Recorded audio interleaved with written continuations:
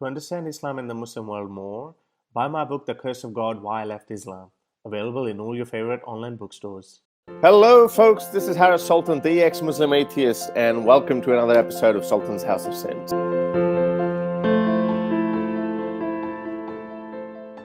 Yesterday, or for some people, day before yesterday, a major tragedy happened. There was a plane that crashed in Pakistan, just near the runway of Karachi Airport, and I think only two people survived, and it fell over houses, and a lot of people died there as well.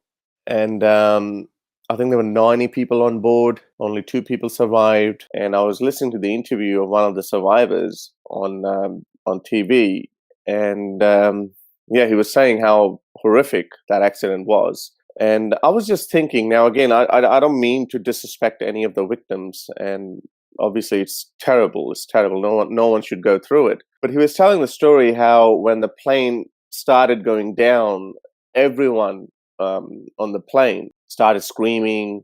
They started reciting Quranic verses, and they started saying shahadas, and they were screaming kids, and all of a sudden, boom, it just crashed. A lot of people obviously consequently died.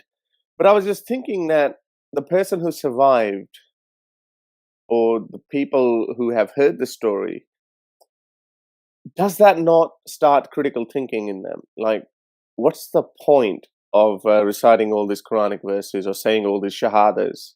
The plane still crashed. Again, I don't mean any disrespect to people who died, but if we don't get to think in some of the disastrous moments of our lives, then when do we think? Some people would say, well, that was just destiny, it was just predetermined. No one could have done anything. So then what's the point of reciting prayers? What's the point of saying shahada? If the plane has had some sort of technical problems and it was bound to crash, then what's the point? So I'm saying, Harris, please don't criticize Muslims for practicing during crisis. Look, I'm definitely not criticizing them. As I say, I felt really bad. I was looking at the profiles of some of the victims. There was one girl, she was just the air hostess who who lived in a very ordinary area, and she was feeding her family. They were very poor, and Wasim Altaf made a post about it. And he was saying how he has witnessed himself, how people really mistreat air hostesses. And yes, that includes sexual harassment as well. And I saw her photo, and she was a young girl, probably in her mid-20s, and now she's dead. I mean, I really felt bad for them. My point still is, I mean, these are the moments which make people think. I remember when Junaid Jamshed, a famous Pakistani singer, when he died, I think he also died in a plane crash. I think it happened somewhere around 2013 or 14, and he also had turned into a cleric.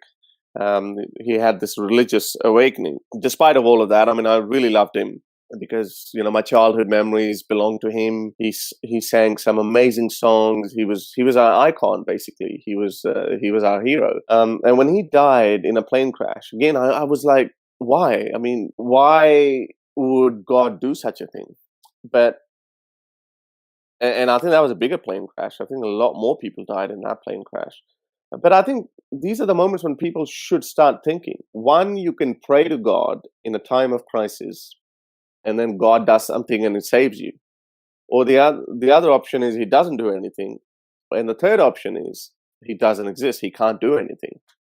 So the latter two options, that should make you think, and those two options alone be enough for you to stop believing in him. Because he's either evil or he just doesn't exist. So what's the point in believing in him? Anyway, so that was a very sad news. I think it came out yesterday or the day before. To help me produce more videos like these, support me on Patreon or PayPal.